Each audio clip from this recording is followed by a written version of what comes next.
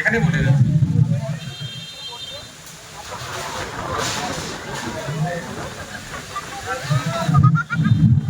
আমাকে আর নতুন করে কিছু বলতে লাগবে না, কারণ আজকে মমতার লিস্টে যারা ছিলেন তারা তাদের জ্ঞান গরিমা দিয়ে আজকের এই দিনের গুরুত্ব বুঝিয়েছে। প্রাকৃতিক দুর্যোগের সম্মুখীন হতে চলেছি, ঝড় বৃষ্টি উঠতে চলেছে। আমার মনে হয় এই প্রোগ্রামটা এখানেই সমাপ্ত করে দেওয়া দরকার।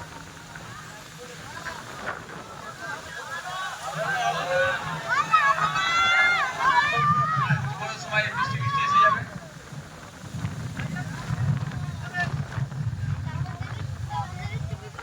ভালো, যে কোনো সময় বৃষ্টি আসতে পারে, কিন্তু না না বৃষ্টিতে শরীর খারাপ করবে, বৃষ্টিতে ভিজলে শরীর খারাপ করবে। লোকাল হসপিটালে গেলে ঔষধ পাবেন না, ঔষধের অবস্থা খুবই খারাপ, আপনারা জানেন।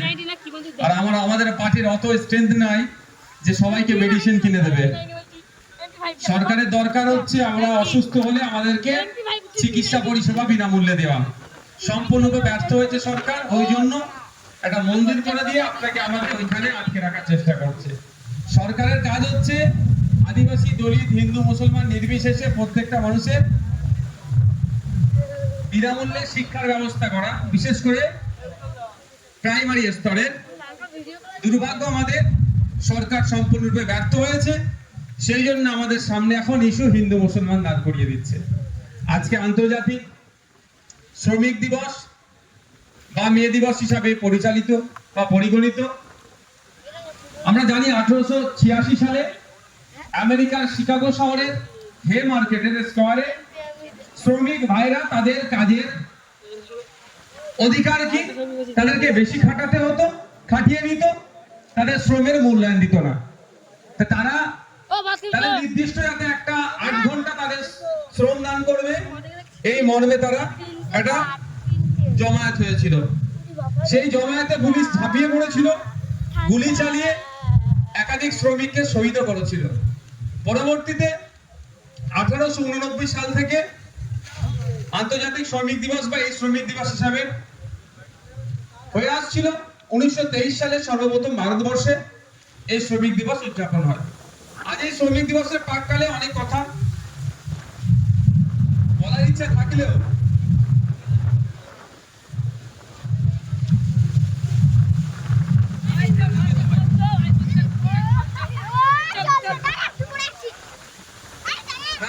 আজকের প্রোগ্রাম এখানেই সমাপ্ত হলো। যে কোনো সময় বড় দুর্ঘটনা ঘটে যাবে। কোনো সময় আমরা আসবো আপনাদের সামনে, বলবো আমার আদিবাসী মায়েদের কাছে আমি এসেছি আগে না এসেছে, আবার আসবো।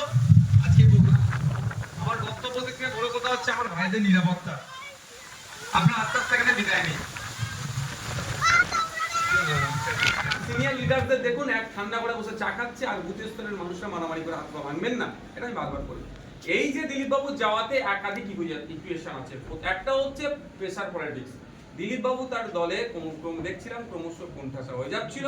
তিনি তার দলের তার গ্রহণযোগ্যতা বাড়ানোর জন্য হতে পারে এটা গিয়েছে, হতে পারে এটা যে শুনছিলাম আবার মমতা ব্যানার্জির সাথে দিলীপ বাবু সরাসরি একটা খুব ভালো সম্পর্ক আছে, যে মমতা ব্যানার্জি হয়তো মেবি তাকে সরাসরি আমন্ত্রণ করেছে, আমন্ত্রণ তিনি ফেলতে পারেননি, তিনি পৌঁছে গিয়েছেন এটাও। আর সাথে সাথে তৃণমূল আর বিজেপির টিকি পদার্থ নাগপুরে বলে দিয়েছে, অর্ডার হয়তো নাগপুর থেকে এসেছে, যেতেই হবে, এটা হতে পারে। এগুলো হচ্ছে সত্য কোনটা, যারা গিয়েছেন, যারা আমন্ত্রণ করেছে তারা বলতে পারবে।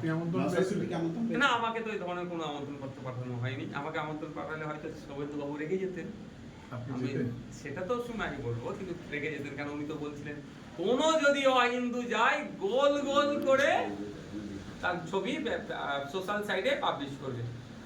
কজন অহিন্দু গেছে আমি বলতে পারবো না, আর কজনের ছবি শুভেন্দু বাবু এখন পোস্ট করবে সেটা দেখার কতটা গুরুত্ব আছে শুভেন্দু অধিকারী এই রাজ্যে, কি মনে হয়?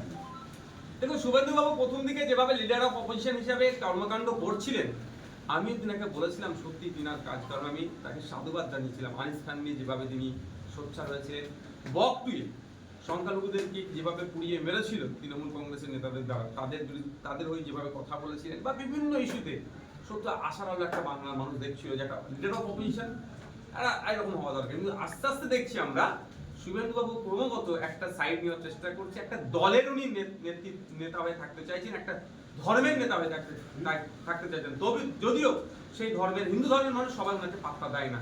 আপনি যে প্রাসঙ্গিকের কথা বলছেন, শুভেন্দুবাবু তার আচরণের জন্য অপ্রাসঙ্গিক হয়ে উঠছেন। ক্রমশ হিন্দু সমাজের মানুষও তাকে প্রত্যাখ্যান করছে, কেন বাংলার মাটিতে ওই হিন্দু মুসলমানের এই বিভাজন চলবে না। কারণ এই মাটি নজরুলের মাটি, এই মাটি রবি ঠাকুরের মাটি, এই মাটিতে হিংসা বিদ্বেষের চাষ আমরা কোনো মতেই হতে দেবো না।